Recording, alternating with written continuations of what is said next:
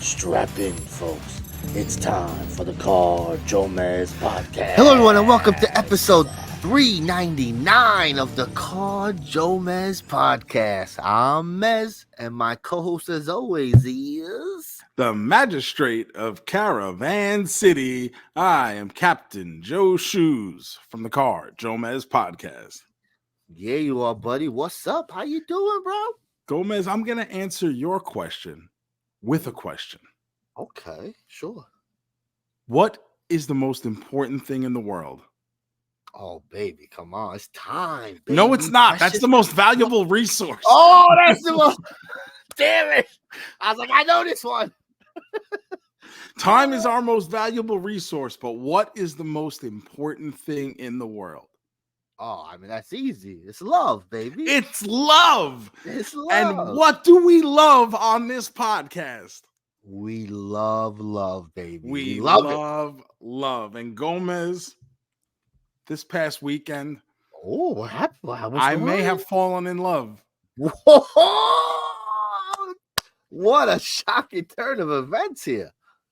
Unfortunately, however, oh, what is this? No, don't start this. I don't know her name. I didn't get her number. She has disappeared into the wind. Let me tell you, let me set the scene, Gomez. Star Wars Day. May the 4th be with us all.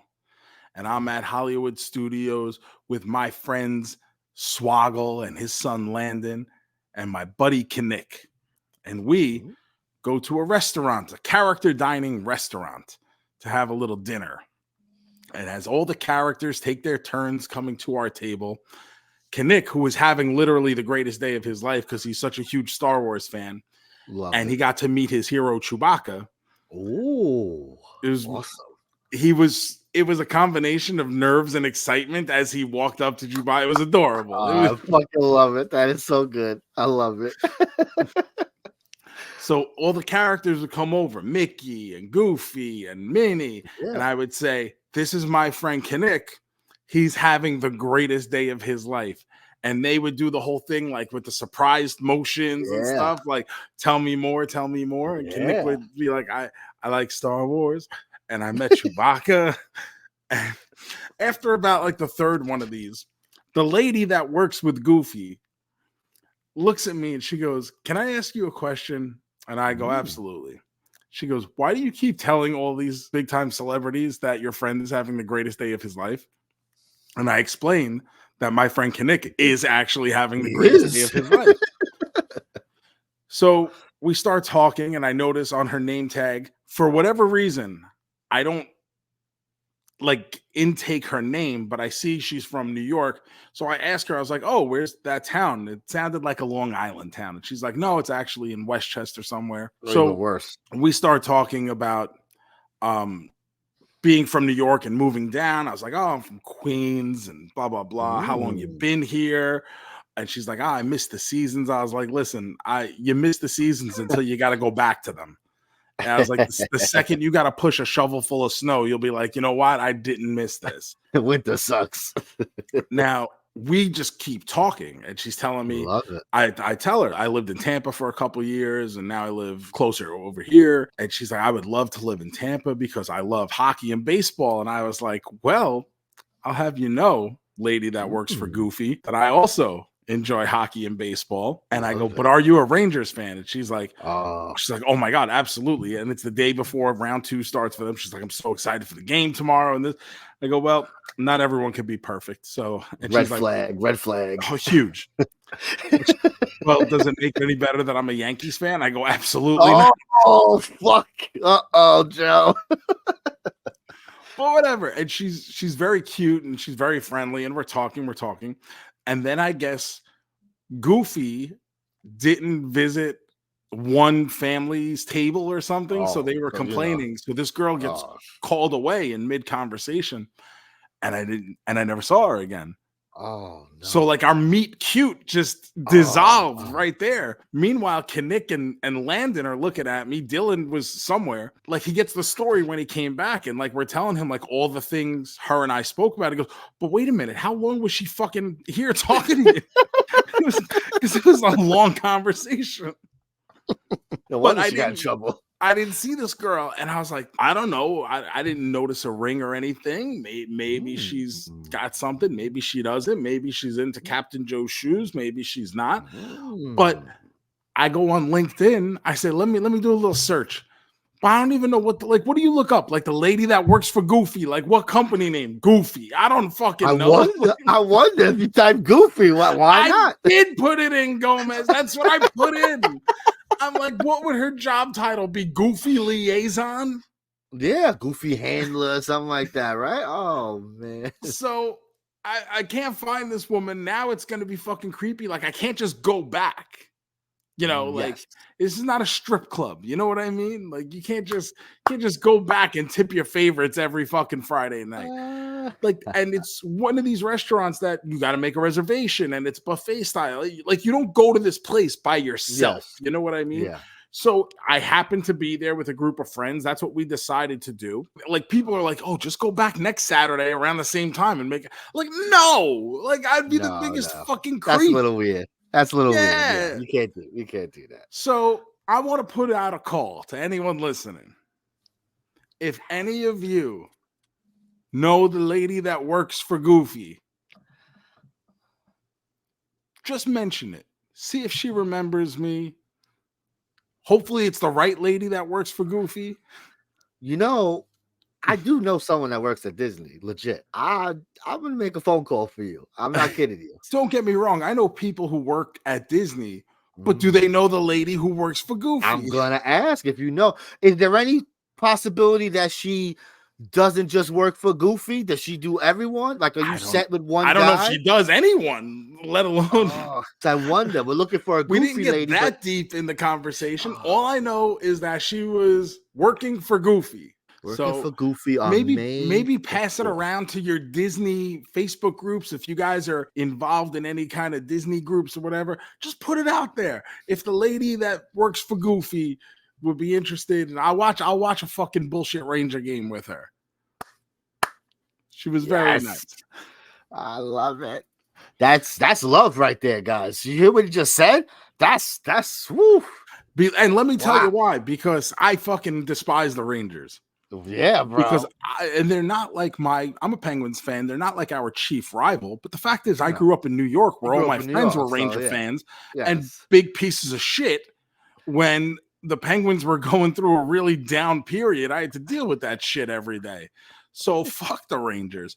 And to the point where when Gomez and when our friend Mo passed away 10 years ago now, he was like one of my big hockey friends, and Mo loved the Rangers, and we talked a lot of shit to each other. Yes, sir. When that motherfucker died, everybody wore Rangers jerseys to his fucking funeral except one person, me, because I fucking refused. I felt if I would have wore a Ranger jersey, it would have been like letting him win because he died first. And I fucking refused to let that motherfucker win anything. So I wore my Penguins jersey. I wore my Penguins jersey to the fucking church. I wore my Penguins jersey to do his goddamn eulogy. I regret nothing. We wouldn't have it any other way, bro. I would have spit on you. You wore a Ranger jersey that day. That's not what we need. That's the fun part of it. You two yelling at each other. It's the best. And his mom even made a comment about it. I told her the same thing. I was like, I couldn't let him feel like he won. No. Like I couldn't do it. Understandable. Thank you guys for listening to the JoeMeZ podcast. Please remember to like and subscribe to this podcast wherever it is that you're getting it. If you are using Spotify or Apple Podcasts, please leave a 5-star review and then screenshot that review, tweet it to us at JoeMeZ. Use the hashtag Lady That Works for Goofy. We'll send you an autographed 8x10 as a token of our appreciation.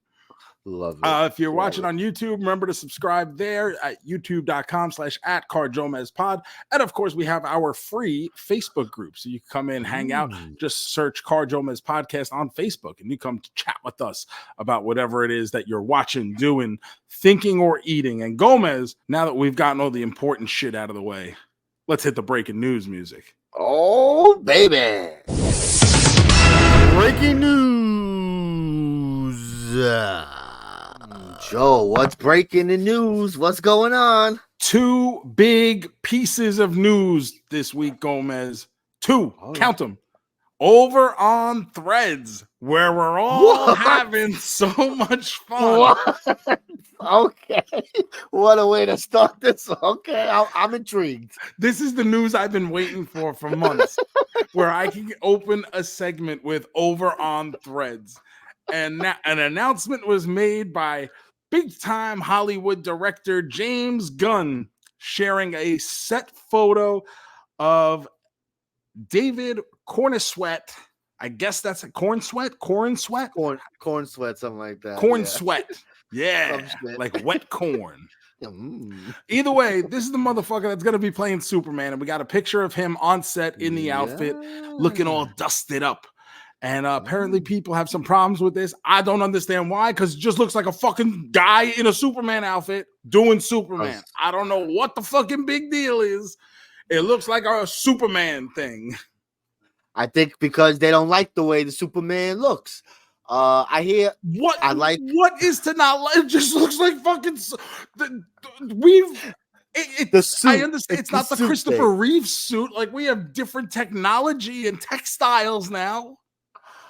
They don't like. That's what they don't like. One of the biggest complaints is that, like, tactical. Like, it looks like it's like if you touch it, it's like ribbed for his pleasure. You know, like no one wants as it that should shit. Be. So I think that's it's an armor in a sense. So that's the most, and also they wanted a little more color, a little more pop, brightness, a little more brightness. Okay, so it's that, I don't want to say noir, but like it's that, you know, we're still going for that darker version of Superman. It is. It's very similar to the Man of Steel. Very similar. That dark.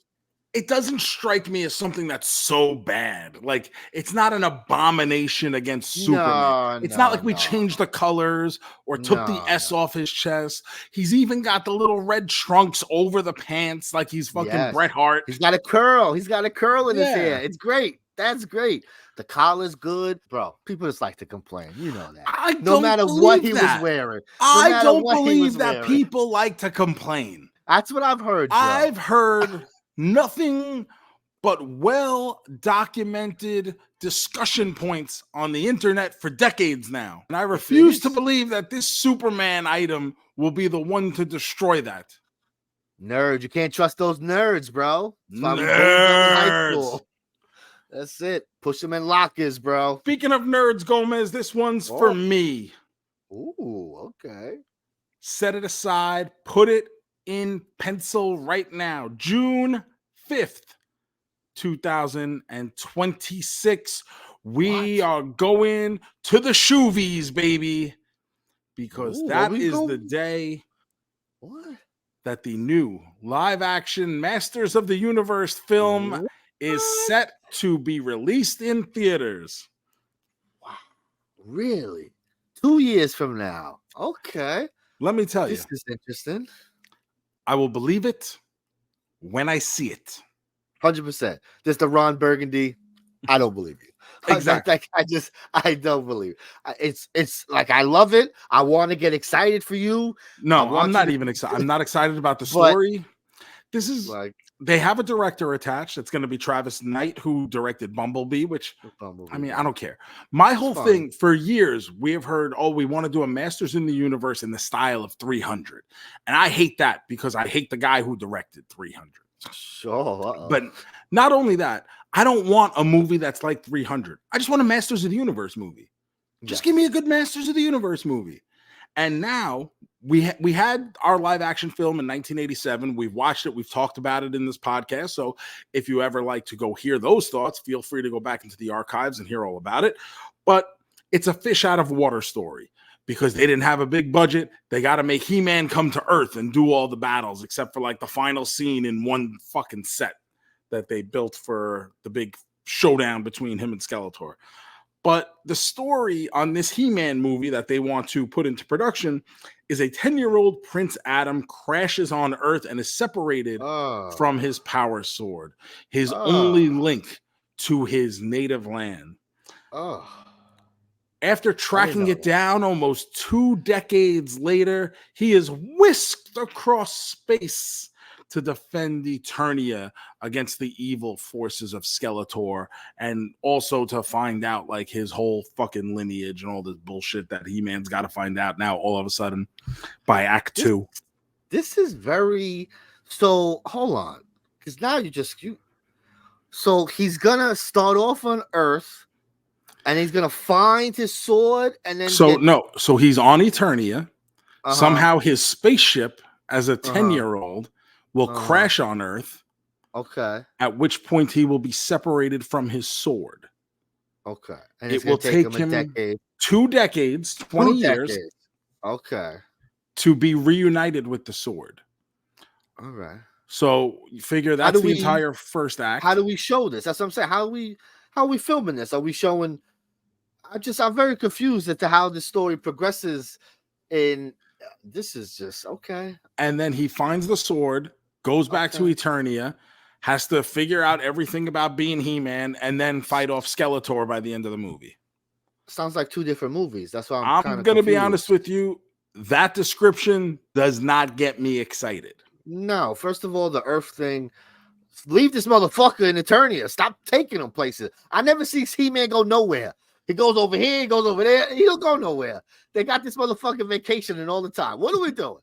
Let him just stay in Eternia doing his thing. So I'm already like, as someone who is a casual He-Man person, I'm like, well, that doesn't sound like He-Man. Like, that doesn't get me excited for He-Man. Like, there's so much cool shit about, you would think the elements of Masters of the Universe make for a pretty good movie. Science, technology, magic, fucking weird characters, colorfulness, sets and designs and cool buildings, and just there's a lot there. Like, why can't we just do that?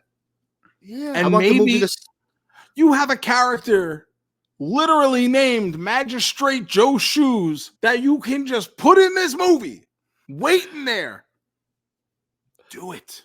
It's there on the platter, like the head of John the Baptist, waiting to be put in the movies.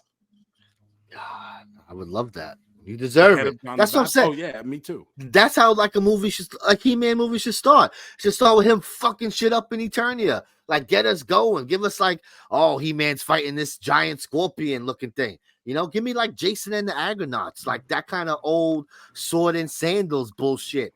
That's what we want. Except there's a skeleton man over there. That's it. I honestly, like, they're gonna give us an origin story. I don't want an origin story. And I think if you just give us like now in progress, He-Man. Yes, it's an episode 7. Here we go. Boom. Now I understand you have to create new fans. Like these properties can't exist if you're not creating new fans. And I think they've had a lot of trouble with that because it seems to be the same people who are watching the same He-Man whenever they do something new or buying the figures. I don't really know a lot of younger people who are jumping on the He-Man train all of a sudden. It's not something I come across in my social media feeds or anything like that. So you're going to have to make it accessible, but it's an easy enough story to follow. Guy has a sword. He transforms from the regular prince into the fucking He-Man, and he has an arch nemesis that he goes and he fights because the arch nemesis wants to take over his homeworld. I think that's easy enough to follow. And I'm saying, what better way to make a kid love something than having He-Man just fuck up some crazy monster or something? That's gonna get me, my little 10-year-old, going, yeah, fuck that. Not, oh, He-Man, this is his parents, and now he has to do a journey to discover himself. No, a sword stabbing a monster, and I'm going, fuck yeah, I need that toy. You got dragons, you got all fucking kinds of vehicles. You have so many things that you could do. Just fucking do them. Instead, he's got to have a Jeep.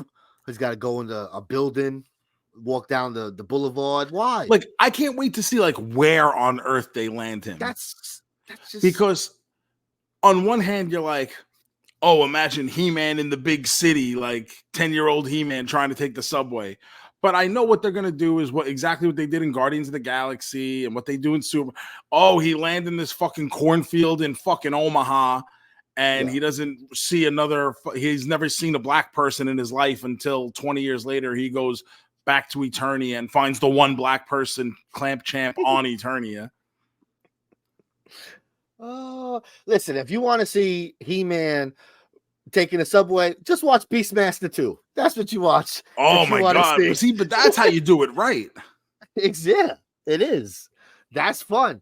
That's a good way to do it. Now, when we watched the Beastmaster, that was almost 2 years ago now, probably now. Jesus Christ. It was But a while ago. when we watched that first Beastmaster movie, I even said it then. If you watch that film, that is, if the original Masters of the Universe movie was like that, I would have left that theater fucking so hyped. Like, fuck yeah, this was what a He-Man movie should have been more like. Instead, and then you could have done the fish out of water He-Man in part 2. Like, I would, if you're so attached to this fish out of water thing. But that first really Beastmaster film fucking works so well if you just substitute He-Man for it. People love their fish out of water, right? Would you have watched the Barbie movie if it was just all in Barbie world? Did you need that real world aspect of it, right? Like, I could have rocked with a Barbie world movie. I think you could have, but I thought with the story they were trying to tell, it made sense. Sure, of course. Yes. By mistake, because instantly you hear a character and they do. It's fish out of water is everyone's favorite thing because it's fun, hijinks. But that's not what I'm looking for. I'm not looking for hijinks in a He-Man story. That's not. Nah. I'm looking for adventure, action. So, I mean, I'm gonna go in. Of course, cautiously, will be the opening day. Cautiously optimistic if this even comes out, if this even sees the light of day. There's been as far as I know, they don't have anyone cast for this, but we shall see. Once again, I'll believe it. Like, now that we're done talking about it and I got it out of my system, since we do go through this once a year, now that it's out of my system, I will completely forget about it until next year's update where, this director has left the project. The director has dropped out. Okay. Let's see. I mean, if it's coming out in 2 years, we kind of got to start getting He-Man together. We got to start doing a little casting. Yeah. Movies got to start production by next year. So let's, all right. I'm interested. Gomez, little follow-up. I mentioned I had started the Fallout series. Okay. I would like to now announce that I have completed the Fallout series. Damn, you went through that thing. Okay. How'd you like it? Did it hold up for you? It did. I enjoyed it the entire way through, and I felt pretty satisfied with the ending. There's some twists and turns, some things I wasn't really expecting or planning on. I think things made sense and I was able to follow it. And when you got like some reveals, it was like, ooh. That's always good. Yeah, that's always good. That's a good reaction. Now, enjoying a show like that, does that make you want to play the game at all? Does that no? You don't go, oh, well, I'm sure it does for a lot of people. I'm not one of them. Sure. Because I do. Like, I watched it. I'm like, I don't know. I'd rather just watch the show. I get it. Just give me the story in my face. Yeah, but the thing is, I just don't play games like to that level anymore. I don't play those kinds of games. That seems like a game that's involved. It's a lot of investment, and I don't have that in me. So it's for me anyway. The interest is just not there. I'm the same way. I want to play all these games, but I end up just playing, baseball because I could play 3 games in a half an hour, just like pitching. And I don't have to think. Like when I play video games, that's like literally my time where I'm like, I'm not doing anything for podcast. I'm not doing anything for work. I'm not doing anything for the other podcast or YouTube. Like, I am completely pulling out the plug on my brain and just mindlessly sitting in front of an Xbox for an hour or 2 hours or whatever it is to completely detach. And the last thing I want to do is play some kind of Call of Duty game where now I got to think even harder than I would if I was just doing another fucking food review video. Oh, I'm gonna have to check that out. Fallout is something I do plan on getting back into. It was a busy week. There's a lot of stuff this week, Joe. There was this week. Yeah. So, one of the new things I did check out is a documentary over on ESPN. Ooh, now I don't think they call them 30 for 30s anymore. I think they're just documentaries. ESPN Films, ESPN whatever. Films presents something like that. So this one's called Saving Sakic. And it is the story of former Colorado Avalanche captain and now general manager Joe Sakic. And after they had moved to Colorado, originally they were the Quebec Nordiques, but they win the Stanley Cup, and then a year later, Joe Sakic becomes a free agent. And when free agency opens, he gets a big contract offer from the New York Rangers that includes a lot of upfront money that the Avalanche simply cannot. They don't have that money in the bank to pay him as a signing bonus. But they have the option. They get a week to be able to match the contract because of the terms. He was like a Group 2 free agent. You know how the restrictions are sometimes and whatever. So the Avalanche get a week to basically come up with the money and save their star player. And this is all because the Rangers had just lost Mark Messier. He had just become a free agent, and he was mad at the Rangers, and he took his ball and went to Vancouver. So the Rangers needed to replace Mark Messier. They go after Joe Sakic, who's at this point younger, better, and a superstar. As it turns out, Joe Sakic ends up staying in Colorado because of the success of the movie Air Force One. What the fuck? How does this happen, bro? Air Force One. The owners of the Avalanche were also owners in this production company that was behind Air Force One, which was coming out just as free agency was starting. And because of the strong returns and reviews in its opening weekend, they were able to use Air Force One money to retain the superstar on the Colorado Avalanche, and then use that to finagle the city to get them a new arena for both the Avalanche and the Nuggets. Interesting. That's interesting. So it's an interesting story. It's a fun story. I don't know that it necessarily needed to be a documentary. I feel like this would have been just as well served in a article on The Athletic or on ESPN's website itself. But it's cool to see, and they get all the main players who were involved in this entire transaction to tell you their pieces of it, including an appearance from Harrison Ford near the end. Gotta have the president on there. That's good. I do 40 minutes. That's good. Nice and sweet. Because sometimes they do drag out these things that sound interesting, and then it's like 90 minutes, 2 hours, and it's like a lot of extra shit. 40 minutes sounds like a nice little time. Was this on the app you said you saw that on? It's on ESPN Plus. So if you have ESPN Plus, you could just go watch it. It's on demand or whatever. Very interesting. I'm definitely interested in that. I saw the thing pop up when I was watching the Ranger game yesterday. How they do the billboard kind of on the ice now. All right. Joe, you mentioned May the 4th. I jumped on the Twitch on May the 4th to bring our passengers some Star Wars content.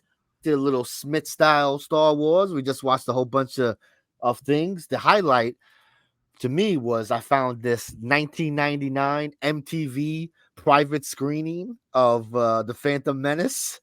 And so it was what do you mean a private screen? It's just the copy of the film, right? No, it's MTV did like a screening before it premiered, I guess like 2 weeks or something before the movie premiered, and they invited all like MTV people, Usher, Dan Cortez. No, Dan Cortez. This Bill was a little Bellamy? later on. This Daisy was like Ananda Lewis and like Dave Holmes. Yes, bro. So it's like those kind of people. Fred Durst was there. Jonathan Davis was there. And so then it had like, are you actually watching the movie with them, or you're just watching them walk into the premiere? We're watching them. Yeah, they're walking into the pre-show. So they're interviewing. There's like a little red carpet. They're asking everyone: Alyssa Milano, Seth Green, all the celebrities, Elijah Wood, like all the popping celebrities in 1999, and just like asking them beforehand, hey, are you a Star Wars person? What are you excited for? And you can tell some people are real fans, and some people are just kind of like, yeah, I love that Wookiee guy. I hope that hairy guy's in it, shit like that. And then they're like, oh, we're going to talk to people afterwards. They talked to like 2 people afterwards. It was one of the people they talked to was Hanson. All 3 Hanson brothers. They were like, "Oh yeah, the effects were really cool," and like they were like trying to think of things to say. Yeah, and then in an bop, they were gone. Fucking Hanson. Now, that's how you know. Did you have the Triumph the Insult comic dog? I did. Segments? Yes, I did. Now I did all 11 minutes of it, baby. That is for those of you who don't know what we're talking about, Triumph the Insult Comic Dog was a bit on the Conan O'Brien show years ago. I know Joey Hudson will like this. Joey's a big Conan guy. It is one of the all-time greatest bits ever. It's a puppet that Robert Smigel would have. It's a cigar chomping dog, and he would just make fun of you. And he had a very funny voice. His catchphrase was "for me to poop on." Everything. Oh yes, yes, that's right. But he does this thing where Star Wars: The Phantom Menace is coming out, and he goes up and down the line. There's people in cosplay. It was the first time I really remember seeing people do cosplay. It's true, yeah. That Phantom Menace where people were showing up dressed as stormtroopers or Jedi, or the girls as Leia with the cinnamon roll, hair. And Triumph is going up and down. So it's like the first is Darth Vader, and he's in the Vader costume. And he's like, "Oh, which one of these buttons calls your mom to come pick you up?" And it's like, oh, very, very funny. And then there's a stormtrooper, and Triumph goes up to him and goes, "Hey, what are you supposed to be?" And the guy goes, "I am a stormtrooper." And Triumph goes, "You are a huge nerd." It's fucking hilarious. But the best line of the whole fucking thing, and I'll spoil it right now. I'm sure it's on YouTube. It's got to be so YouTube. Easily findable. Triumph's going up and down the line going, "Who wants a spoiler? I'm going to give you," and everyone's like, no, don't give us any spoilers. He goes, "Well, here's a spoiler. You're going to die alone." Oh, that's good. One of the all-time great, and it just seemed like when you're talking about late night television, not everybody watches every night. For whatever reason, and this is before we had YouTube and places where you could find this footage the next day very easily. That stuff didn't exist in 1999. It just felt like everyone had seen this. Yes. For one magical evening, everybody's TV was tuned to the same channel and happened upon Triumph the Insult Comic Dog at the Star Wars premiere. And I don't even know if it was the premiere. I think it was for when the trailer came out. Oh geez, I don't even remember. It might be. I want to say they put the trailer in front of, was it Brad Pitt in Meet Joe Black? Yes, that sounds familiar. Yes. And people were buying tickets just to be, because we didn't have online. You could watch the trailer online. Yes. So people were literally buying movie tickets just to go see the trailer for Star Wars and then getting up and leaving. So crazy. No one wanted to see this Meet Joe Black. No. Is Brad Pitt in that movie? Claire Forlani, maybe? Was she in that? Brad Pitt, he's playing he's like the Angel of Death or something like that in that movie. Well, good for him. Oh, so that was your May the 4th, Gomez, spreading Star Wars cheer? Yes, I was spreading Star Wars cheer, and then I saw you mentioned our double main man Joey Hudson put on the Facebook group talking about Madonna was having this crazy ass concert in Brazil with 2 million people watching this fucking thing. I had no idea. It was a free concert, apparently. It was a free concert, in the city, in the park. And he had mentioned it oh, does anyone know how to find Brazilian channels? Well, I know how to find Brazilian channels.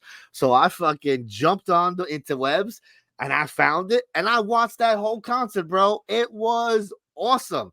Because it's Madonna. She's doing a greatest hits. She's not really.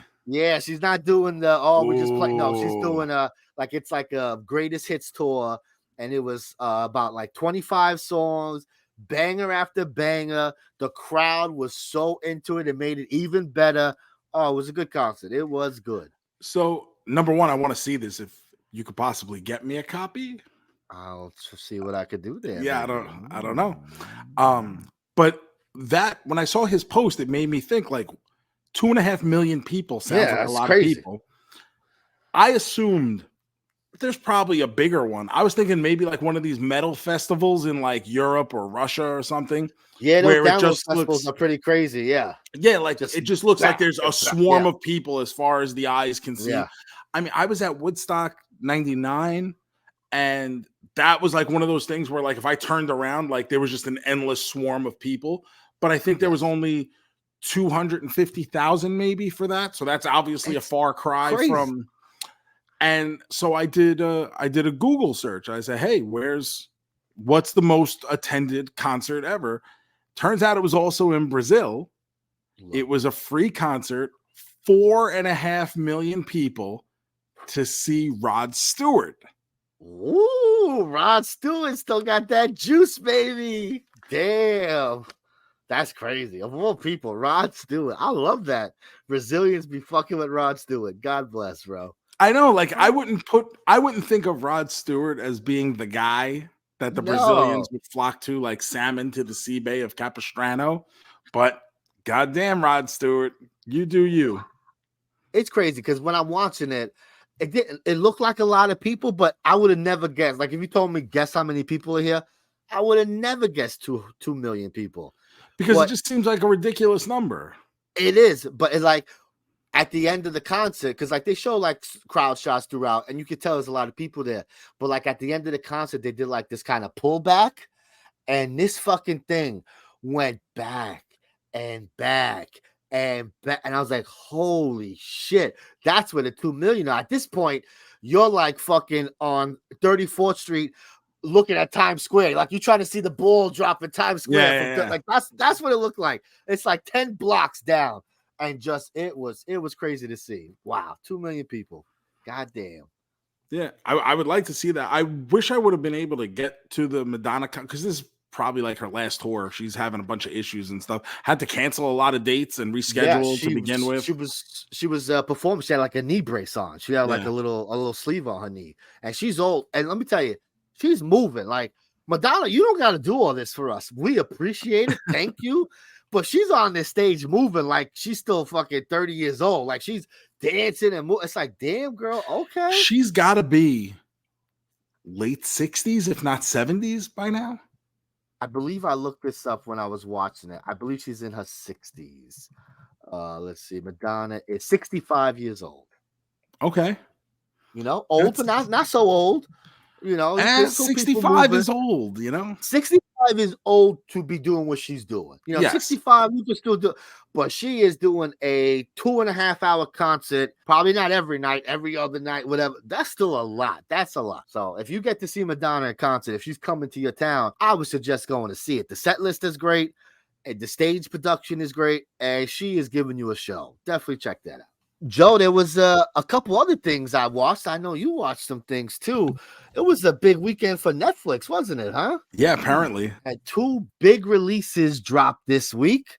It felt like more. There's always something. I mean, we don't talk about it, and you know, they don't make a big deal, but I mean, they are dropping movies every week, almost every day. If you go into Netflix right now, it feels like they dropped like 5 comedy specials as well.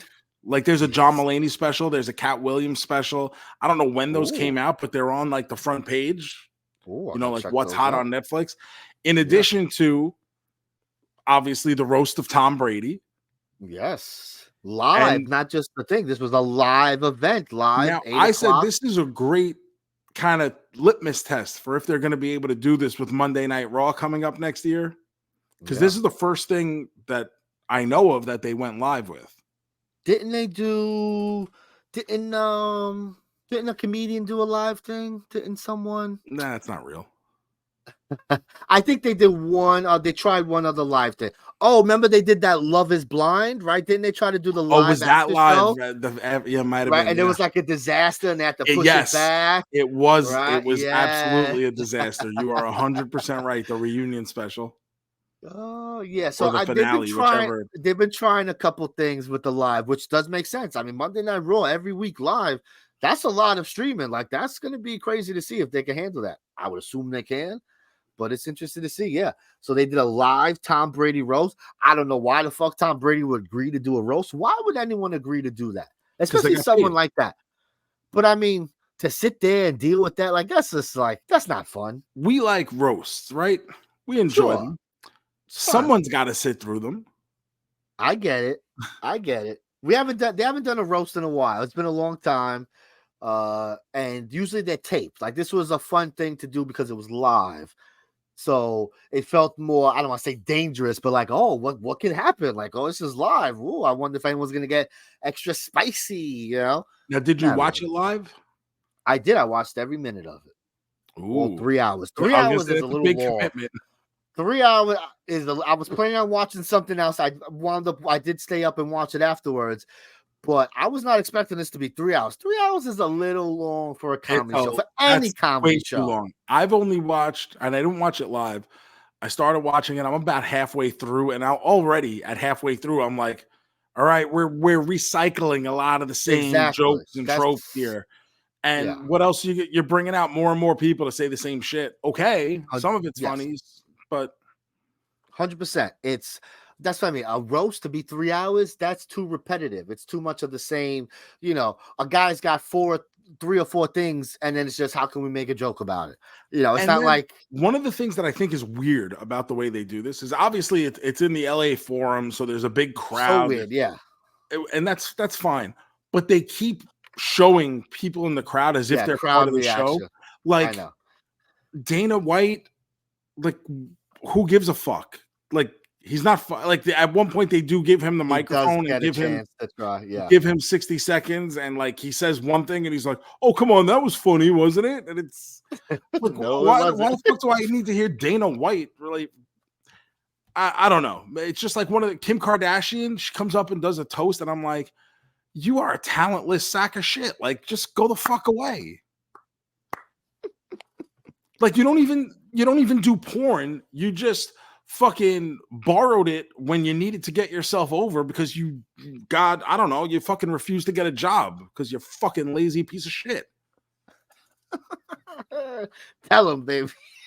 Like I at least if you do porn, you go to work. You go to set, you learn your lines, you update your OnlyFans, you're on social media doing. What the fuck does Kim Kardashian do? What is she good at? What talent does she have except being the daughter of someone who was rich and then having a fucking stage mom who put her in places and released her fucking sex tape? Yeah, I mean that's what it is. So it's like, listen, I'm all for. I got no problem. Do what you got to do, yeah, whatever. But like. You have no talent whatsoever. None. She sells makeup and stuff now. Like clothes. I don't know. Yeah, I'm very happy for her. Meanwhile, she comes up and does this toast, and it's like a fucking block of wood, the fucking charisma of fucking drywall reading these fucking lines. She got booed like crazy. It was pretty crazy. The crowd was going bananas. And like there's people on stage. Oh, now, let's be nice to Kim. For what?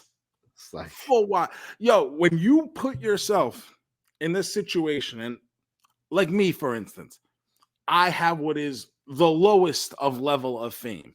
But if you want to put yourself out there and put projects you do like a podcast or like YouTube or whatever it is that you do, you have to be able to deal. You can't have, oh no, let's put a fucking roll of bubble wrap. Fuck you. Oh, we can't boo Kim. What did Kim do? She showed the fuck up. That's what she did.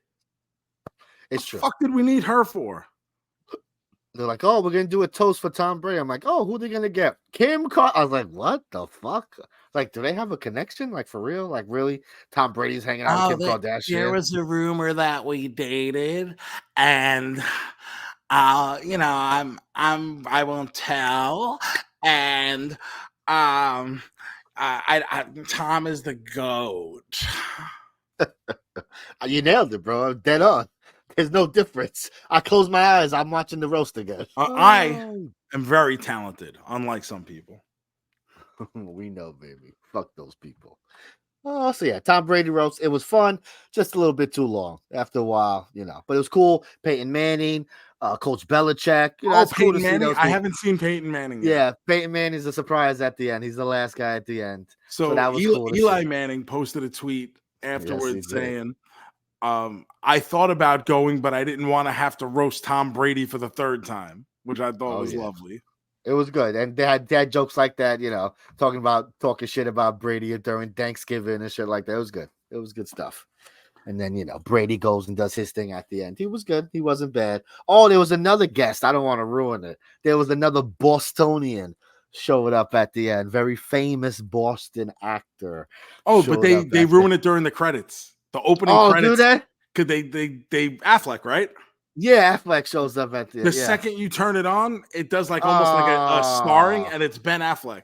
So I haven't gotten to that part yet, but I was like, oh wow, that's okay. Yeah, because that was the other surprise. Where it's just like, because they didn't really announce. The only people they announced was like Julian Edelman, Gronk, and everyone was like, Jesus Christ, who the fuck is like, this is gonna be terrible.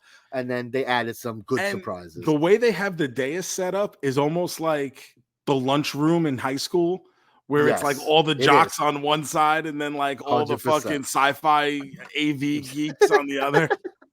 It's very true. But we have really good personalities, guys. Shut up, nerd. So I watched that, but I wasn't really planning on. Like I said, I wasn't going to watch all of it. I was just turning on Netflix to watch something else. I was like, oh yeah, the roast is tonight, because there was another big release on Netflix this weekend. Joe, release. One of our biggest comedians of all time. He doesn't do many projects, does he? I mean, we got to have a conversation about whether this is really one of the biggest comedians of all time and how this narrative came to be. I love it. I can't wait to have this discussion. Because, listen, Seinfeld was a really big show. Sure. To me, even at the time, it was okay. I didn't love it. I know people who love Seinfeld. And there's a lot of them. There's a lot of people who swear by Seinfeld. You are one of them? I love Seinfeld. It's brilliant. What do you like about it? I think it's funny. I laugh when I watch it. See, George Costanza, Elaine, Kramer, Jerry Seinfeld, not so much. He's usually the worst. So this was going to be my thing. I think George is probably my favorite of the characters on the show. He's great. Yeah. George is great. But Jerry is just there, kind of. He's the traffic director for all the he pieces it all together. He holds it all together. There's nothing about Jerry Seinfeld that I find, because basically he's not even playing a character, right? He's basically just, hey, I'm Jerry Seinfeld. Yeah, he is. Yes, he's a comedian and everything. I don't think his comedy is funny. I get it. Don't think he's got like charisma. There's just nothing to him when I look at him. I get it. For years, we've been putting this out there that Jerry Seinfeld is this comedic genius who has basically done nothing since Seinfeld ended. He did B-movie, Big Business, not so much on the bank account in that one.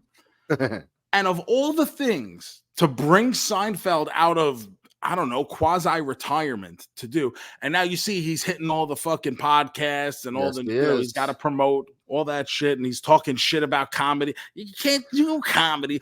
You think we're holding back your fucking jokes about airline peanuts? He sounds very silly when he says things like that, because co-creator Seinfeld has been doing comedy at the top level for the past 15 years. Non-stop. He's taken a year or two off, but pretty consistently he's been killing it, where people talk about, wow, how did he get away with that? Oh my God, did you see what was on Curb last night? And Jerry's like, oh, this woke media, you can't say nothing. I don't know. I think your buddy's saying a whole bunch, bro. So now we get this movie about the creation of Pop-Tarts, which, fine. Whatever. Yes. It's got a bunch of famous people in it. A lot of people. Seinfeld co-wrote it. He's directing it. He's starring in it. It's 2024, and this is the first live-action leading role for Jerry Seinfeld. I don't know. Adam Sandler's had about 150 of these. So how fucking good is Jerry Seinfeld? I love Jerry, but like I said, I love the show. Him on his own, I can't say I've ever really got on in my way to see him do stand-up. To see, I see clips online. It's never really that funny. I mean, think about it, right? Every episode of Seinfeld started with him doing some kind of comedy bit. And it's never good.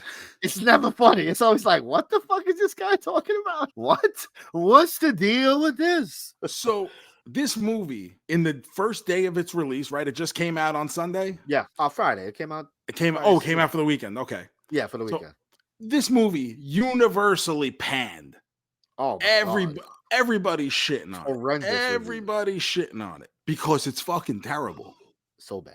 And I will say it does accomplish one incredible thing, and that is completely cement Larry David as the fucking genius. Listen, you can't say comedy is dead and then make this fucking piece of shit. Like, show us comedy, Jerry. If you know comedy, and with Seinfeld, he's a guy who punches his own ticket. If he wakes up tomorrow Whatever and he says, wants to do. you know what, I want to do this, there will be someone to pay for it because there is a very Clearly. older, very white demographic that is going to tune in for Jerry Seinfeld. And we're all guilty of that because we all watch this Sure. piece of shit. Of course. And I don't know what they're going for. I don't know who the target audience is. It seems like this it's movie for. It seems like it's just here to make a shit ton of references to the 1960s, which, if you haven't heard, is fucking 80 years ago. Bro, don't say that shit. It's crazy. 60 years ago. But oh my God, I got nervous. but for people who would understand these references, who grew up during the 60s, they would have to be, I mean, on the final hole. They're on the 18th green right now. Like, back nine of life, baby. back nine? What are you kidding me? Like, I'm on the back nine.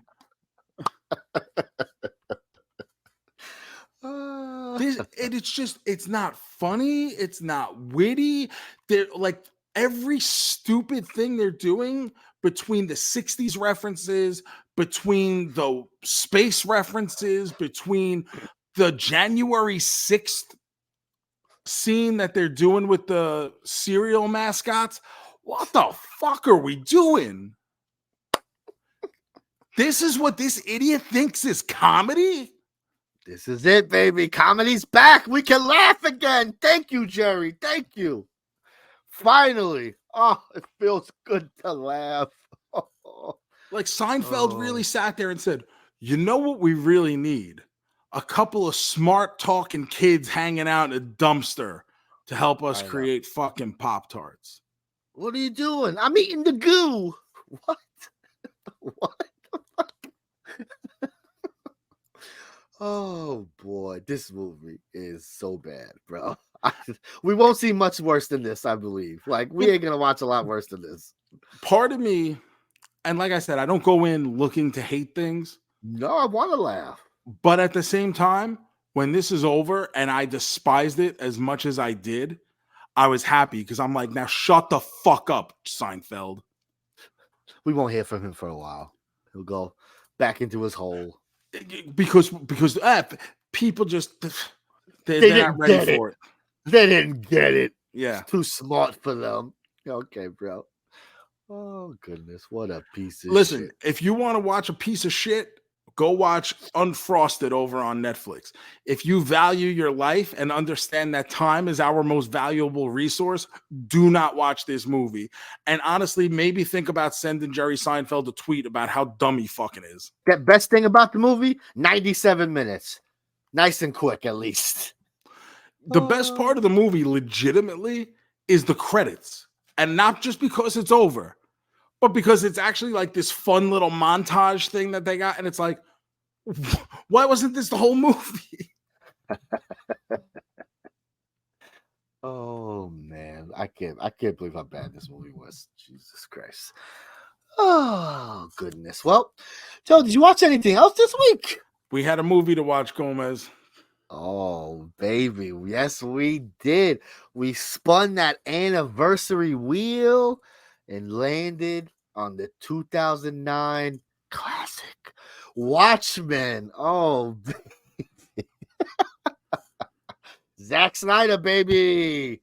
We love him. Can't get enough of him here on the JoeMeZ podcast. Visionary director. Visionary director. That's right. Don't forget it. Every commercial for this movie, I don't know if it was this movie or 300 or which one came out first. I think 300 was first. 300 first, so it was the visionary director of 300, yeah. Yes, from the visionary director that brought us 300. Oh, love it.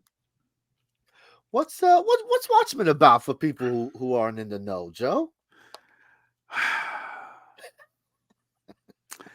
In a version of 1985 where superheroes exist, the murder of a colleague sends active vigilante Rorschach on the trail of a conspiracy that will change the course of history. Okay, yeah, that's the movie. Okay. This movie runs 2 hours and Well, 42 minutes. yeah, baby.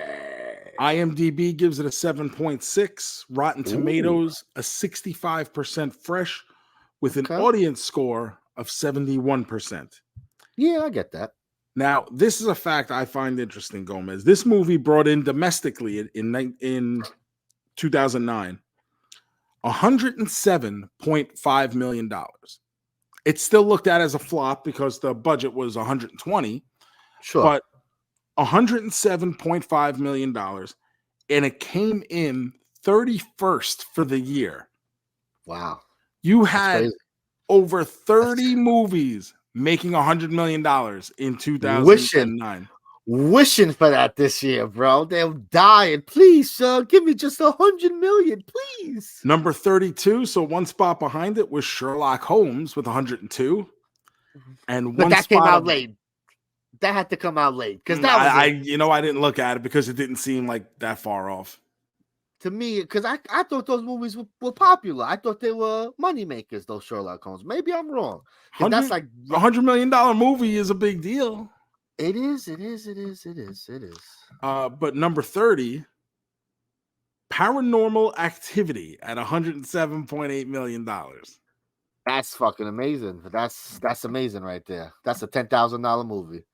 Gomez, do you know what number 1 in 2009 was? Oh, that's Avatar, baby. No, it's not Avatar, baby. What is it? Avatar 2009? Apparently not, because this is that? Transformers: Revenge of the Fallen.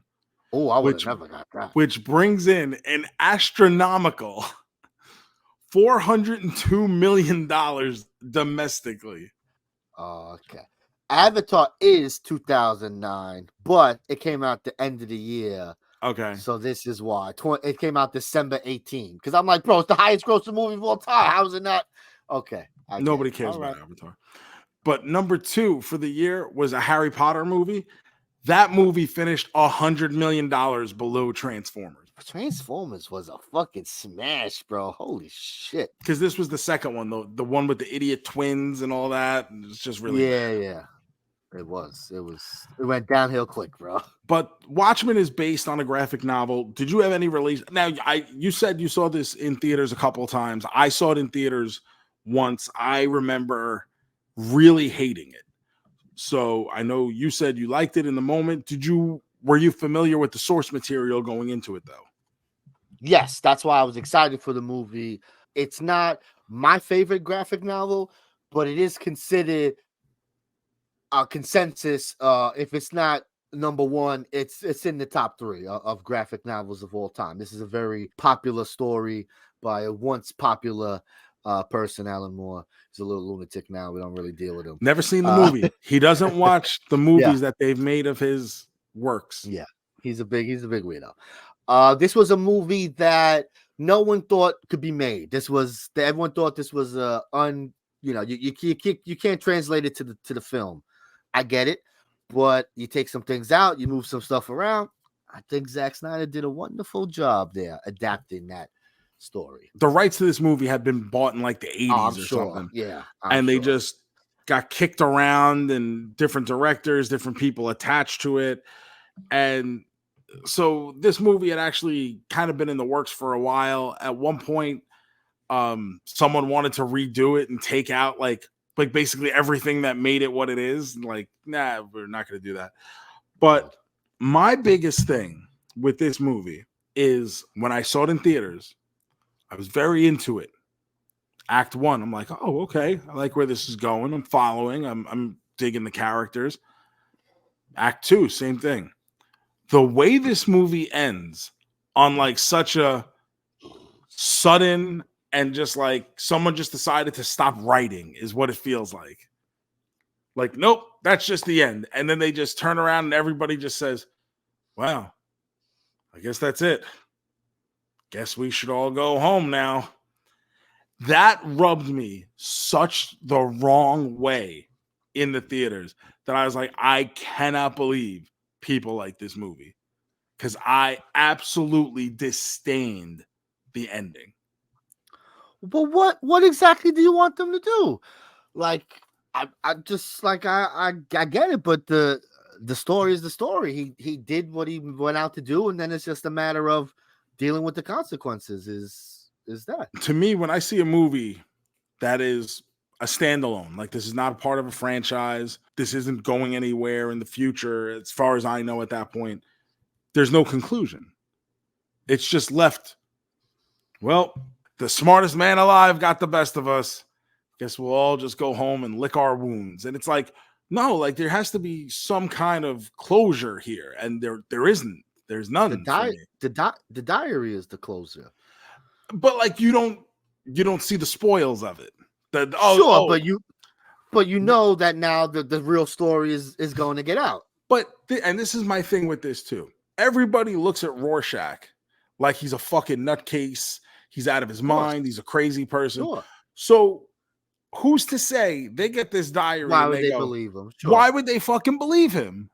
I get it, but just casting that doubt, at least, you know. But throughout the entire movie, the whole of civilization, even the people who work with Rorschach, think he's full of shit. Sure. So what? Now all of a sudden, this newspaper guy is going to say, you know who I put a lot of stock in their opinion? Rorschach. I get that, but at that point, it's just they're just going for something. Whether you believe it or not, the story is out there. As long as you get one person believing in Rorschach, it could become a thing. I feel like with the way the world in 1985 in this movie is portrayed, and remember, this is 1985, I don't think people were as susceptible to fucking wild conspiracy theories because we didn't have the internet spreading them. Yes. You know, we didn't give people these echo chambers to just listen to their own thoughts be regurgitated at them by someone else. Yes. So I just find it hard to believe that in the way everything is portrayed in this movie for the first 2 hours and 39 minutes, that someone dropping off a diary at the end is going to change the opinions of what happens moving forward in this universe. I get it. So that's you saying this the first time you watched it. Did anything change in this rewatch 10 years later? 15 years later. Excuse me, 15 I years have later, not seen this movie since then. I outwardly refuse to ever rewatch this movie until why would you watch? I get it. Yeah. A movie I know I don't like, I'm not running back to see. No, but when it lands on the wheel, I say, you know what? Maybe the ending changed. Zack Snyder's known to do that, right? Maybe there's a new cut of it. You know, in the 15 years that have followed, people keep giving Zack Snyder money to do shit. I mean, it's the truth. It's not a lie. And here we are, and I'm watching this movie, and once again, as it goes and it begins, and we get the whole thing with the comedian at the beginning, the opening scene is fantastic, and it sucks you right in. So good. Yep.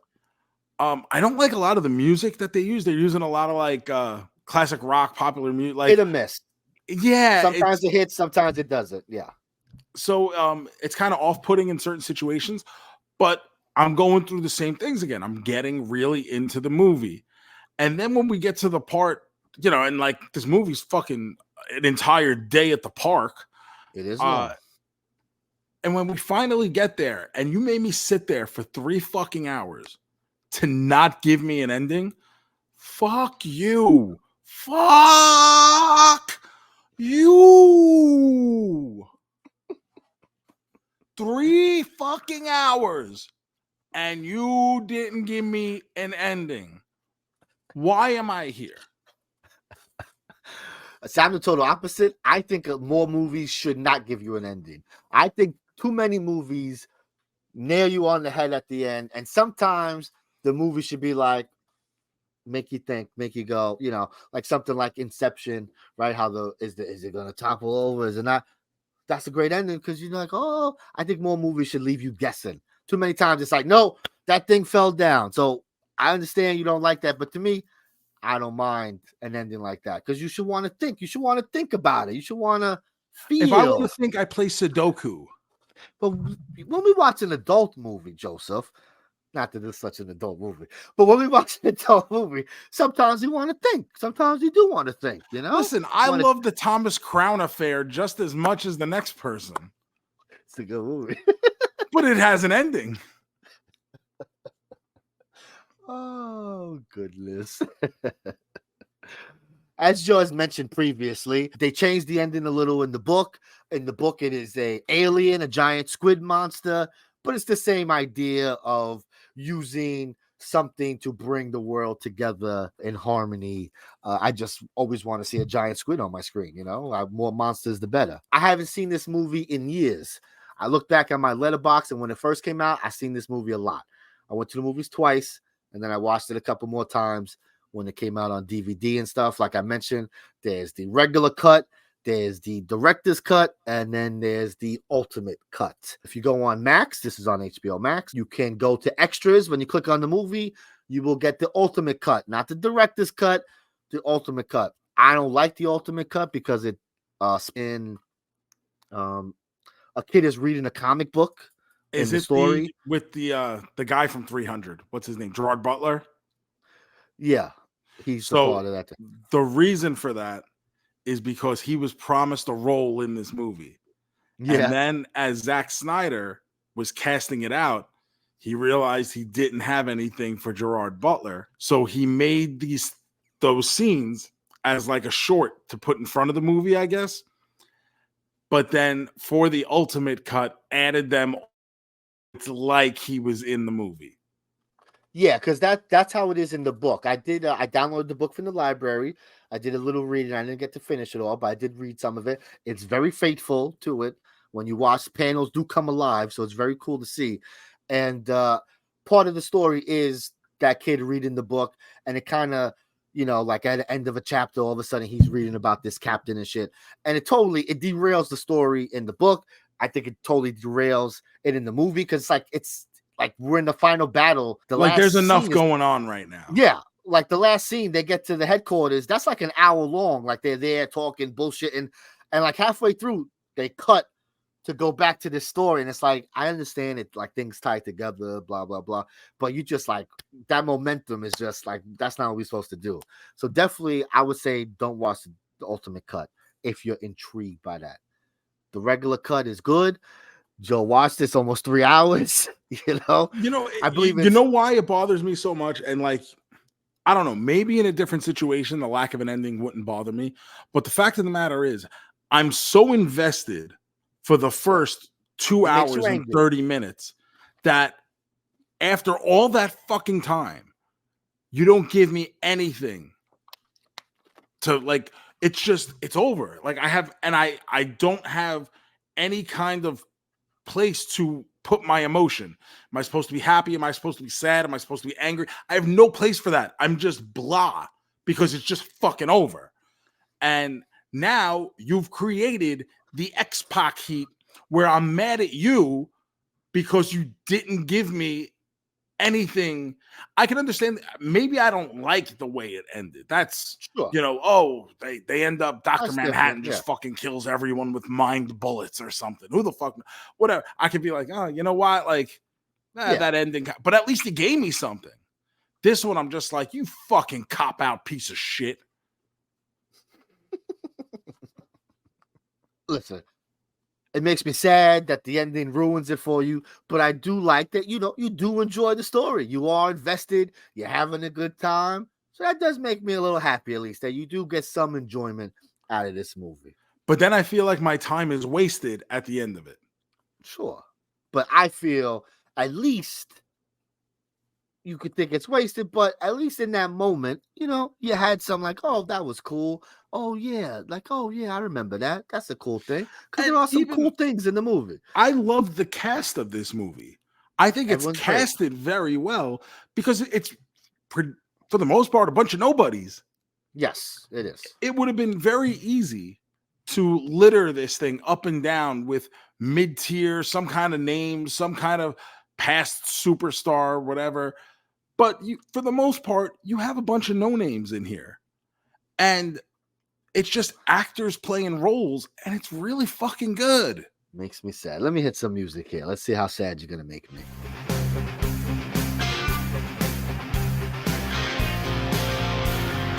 Are you a man? A double main man? Are you a man? A triple main man? A man? A quadruple main man? Are you a man? Are you a man? All right, Joseph. No. Main. All right, Gomez. Main man standings. Where does 2009's Watchmen rank on your main man standings? I love this movie. It's one of my favorite comic book movies of all time. I love how they took a story that I thoroughly enjoy. I do like the book, and made me more invested in it, made me love it, appreciate it more. Like you said, the casting is great. I think everyone is fantastic. I get so excited. That opening scene pulls you right the fuck in. The opening credits pull you right in, giving you the brief history of the world and shit like that. Love it, love it, love it. I'm a big fan of this movie. How far will I go? It's not a unicorn. I will say that. This is not a unicorn. I love this movie, but not like that. And there are problems with the movie. We're going to give it a 4. We'll give it a nice 4 main mans. I, on the other hand, I feel like if I would have got some kind of ending beyond just turning the page and having it be blank, if I would have gotten something, I'd probably be right there with you with a 4. Unfortunately, that is not the conclusion they give us. And it sucks because the preceding 2.5 hours is very engaging. So, against my better judgment, I'm going to give this movie a triple main man. I'll take it. That's okay. I like that. That means even though the ending's bad, you still get enough enjoyment out of it. The ending is fucking abysmal. Okay. And it's made even more so because of the amount of invested time you have spent with this. But it's so ridiculous that I was so into the movie for as long as I am, and then it gets ruined by an incomplete movie. But how much do you really take away for that? Because the rest of it was good, and it just makes you that much mad, that much angrier because of how you could have felt at the end of it. So I'll go triple main man. I'd like to go lower just to make a point, but I'm not that guy. Yeah, love it, love it, love it, love it. All right, that's a good start to our anniversary thing we're doing here. I'm gonna pull up this wheel. And last time, you said I spun it a little too fast. You didn't really get to look at what was on the wheel. So I'll show you what's on the wheel before I give it a spin. All right, here, baby. No, I don't want to know this time. Oh, now you don't want to know. Never mind. Now we just spinning it then. All right, here we go. Oh, wow. This is going to be interesting. Okay. Jesus Christ. Folks, the wheel has landed on 2004's Napoleon Dynamite. Remember this fucking movie, bro? Wow. This was a thing. This was a fucking thing. I saw this movie in movie theaters, bro. I have never seen this movie. What? I am the one person. Oh, now I'm even more excited for this. Okay. I don't know why. I felt like I knew about it. Everyone was talking about it. It was memes before memes. The guy doing the dance. Yeah. Uncle Rico, vote for Pedro, all this bullshit. Vote for Pedro, yeah. The Mets would have T-shirts at the time, like vote for Pedro Martinez to be on the All-Star team. Martinez. Yes, sir. They had the guy John Heater do the dance at the MTV Awards, I'm sure, or something. So this stuff was all over. The Jamiroquai song, the music video was all over. But I've never seen this movie, so I don't know the context of any of that whatsoever. Good. I'm very excited to see how this holds up 20 years later, because I don't think it held up much later after it came out. I think it was a thing. Everyone watched it, but I think those rewatches, I don't know. I can't say it held up too much. I feel like it came in very hard. It was there for a good time, but not a long time. Yes, as soon as it was out, it became like a punchline.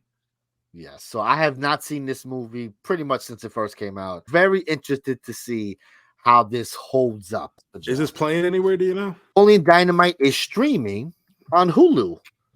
Oh, so if you have Hulu, AMC Plus also, or Disney Plus, you can watch it on Disney Plus if you pay the bundle price. I was gonna say, how's that work? So you have to have a Hulu, right? It's not just you have to have Hulu, but okay. So you have to have 3 apps. That's what I mean. But meanwhile, you can watch everything. It's very weird. I know. I haven't watched anything through Disney because they have the ESPN stuff on there as well. Really? Okay. See, like I see it come up. The 30 for 30 movies, the Hulu stuff. I can watch Castle on Disney Plus right now. So funny. I see it come up, but I don't watch anything on it because I go on Hulu. I have my, I've never logged it, so I don't know if I have to log in again. I don't even know. But all right, interesting. So now it's been so long since I've actually used my Hulu app that when I try using it, it tells me to log in. So then I just close it and go to the Disney Plus app. Makes sense to me, baby. I don't want to log in, bro. All right, so we got our movie for next week, but I think we got to end this one first, don't we? Let's do it. It's now time for the big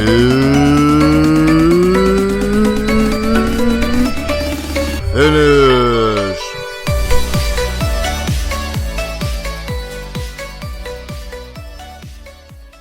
All right, Joe, it's big finish time. This is episode 399, 400 coming up next week. I wanted to end this one old school style because maybe there's some changes coming when we do 400 episode next week. I don't know. We might have some stuff up our sleeves. So I want to give this top 3 list one last spin here for good old time's sake. Let's spin this wheel. You know what I will say? I love the centerpiece on this wheel because it looks like we have Elvis hair. It does, like the shadow. What the fuck? This energy? Whoa! I did not do this on purpose. This is a wheel spinning. If you watch it on the YouTube, you will see that we have just landed on top 3 Pop-Tarts flavors. This, I swear to God, we did not gimmick this wheel. This just happened by magic. That's fucking hysterical. Oh, let's put the time on the clock and let's go. I mean, no brainer. Number 1 is s'mores. Number 1 is s'mores. I will slap anyone who says differently, bro. Get the fuck out of here. That's like when that came out, that was game changer. That was like walking out and seeing the sun for the first. Like if you were Kimmy Schmidt down with the mole people for all those years, and then someone showed you a s'mores Pop-Tart. Like, what the fuck has this world been through that now I am able to enjoy this? Bro, like I would always, like I fucked with Pop-Tarts a little here and there, but when s'mores came out, woo, I was the s'mores Pop-Tart kid, bro. Yeah. I was all about it. Still to this day, the best, nothing better. It's a perfect dessert treat. Because, I mean, do you have a Pop-Tart for breakfast? Like, I don't really. I used to back when I was like a kid, like, but it was never like my go. Like, I would never be like, oh, I want a Pop-Tart because I hate like jellies and stuff. So sure. I don't want a strawberry Pop-Tart even with frosting. But when they came out with s'mores, and then they around the same time was cookies and cream, it felt like cookies and cream. That's my number 2 is cookies and cream. Yeah, I don't. To me, with cereal Pop-Tarts, that's not for breakfast. There's too much sugar in there. You shouldn't start your day with all that sugar. Well, you can end your day with all that sugar. So I like to have. How does that make any sense? Well, because like I'm having a thing like at 8 o'clock. I'm not going to bed at fucking 9 o'clock. I have still a couple hours to get this out. But you shouldn't start your day with all that sugar. It's no good for you, baby. Come on. You have all day to work it off. I guess, but that's not. Because that's fake energy. You know what I'm saying? You need a real breakfast to get real energy. What do you want? Broccoli? A bagel? Something like a carb? A sugar burns off easy, bro. You got to at least carb up get some energy going. Like, come on, we're muscle men. We know You don't about know how to do carbohydrates. You don't know how to breakfast. My number 2, Joe, I just was able to find it in the Walmart after weeks and weeks of looking for it. I finally got my strawberry milkshake Pop-Tart, baby. Oh, yeah. I'm so excited. I lost hope. I went to Walmart the other day looking for other stuff, and I just happened to walk by and notice it because I've been so disappointed that I just gave up and said it just wasn't meant to be. It wasn't meant to be, but yes, it was, baby. I'm going to eat one as soon as we finish this podcast, actually. I haven't opened it yet. I'm excited. I got them in the freezer where they belong. Number 3 for me, chocolate fudge. Chocolate on the inside, chocolate frosting on the outside, chocolate pastry, chocolate everything. Thank you. Number 3, there's a whole bunch of good ones. Hot Fudge Sundae is excellent. Hot Fudge Sundae, I actually thought I was gonna like a lot more than I did. Really? Okay, it's okay, but I was very underwhelmed when I had it. I like it nice and warmed up in that toaster. Maybe it makes a difference. I don't know, but I enjoy it.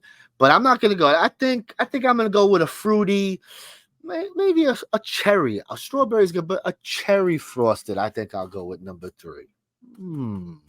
Okay.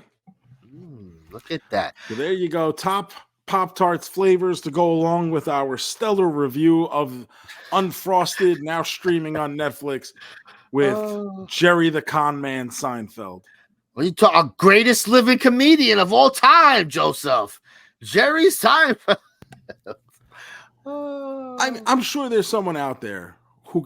What else has he done? Like, what was he doing before Seinfeld? He was just a comedian. Like, he had no other movie projects. He had no other TV projects. Like, they were just like, this is the guy that we're gonna give a show.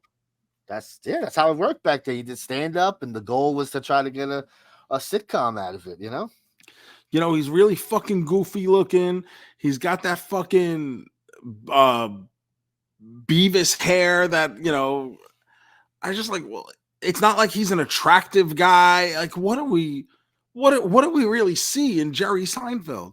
What do we see in Jerry Seinfeld? Joe, hit him with them plugs. Thank you guys for listening to the JoeMeZ podcast. Please remember to hit that subscribe button wherever it is that you're listening to this, or if you're watching at youtube.com/@JoeMeZ Remember to join our Facebook group. It is free. Simply search JoeMeZ Podcast on Facebook and follow us at all the social media at JoeMeZ. You can follow all of my stuff over at The Joe Shoes, all over social media, youtube.com/Joe Shoes. Of course, the State of Affairs podcast every other week on Wednesdays with my double main man, Dylan Hornswoggle Postel. And this week, Gomez, I will be in Oshkosh, Wisconsin, where I will get to live out one of my boyhood dreams of being awarded a giant novelty check for an unspeakable act of athleticism when I win the Battle Royal at Water City Wrestling Con for ACW Wisconsin. It is going to be one of the great moments in the history of history, and I can't wait. I fucking love it. I love it. I'm the JoeMeZ154, Instagram, Twitter, Blue Sky, all that fun stuff. Follow that Twitch stream, bro. I just be popping on. Sometimes I let you know, sometimes I don't. Put them notifications on, please. Twitch.tv/MEZmovie. A lot of fun.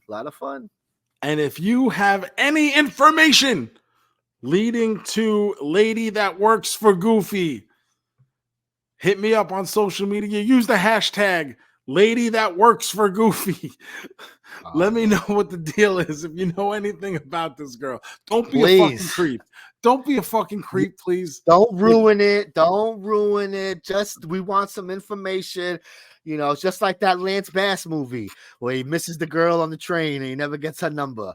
Poor Joe. Craigslist became a website over these missed connections. So Now, please, if you we had a meet cute, and maybe who knows what could happen. But hashtag lady that works for Goofy. But Gomez, we're gonna have to see what kind of information comes in on that next week. But for now, let's make like Tom and cruise. Peace.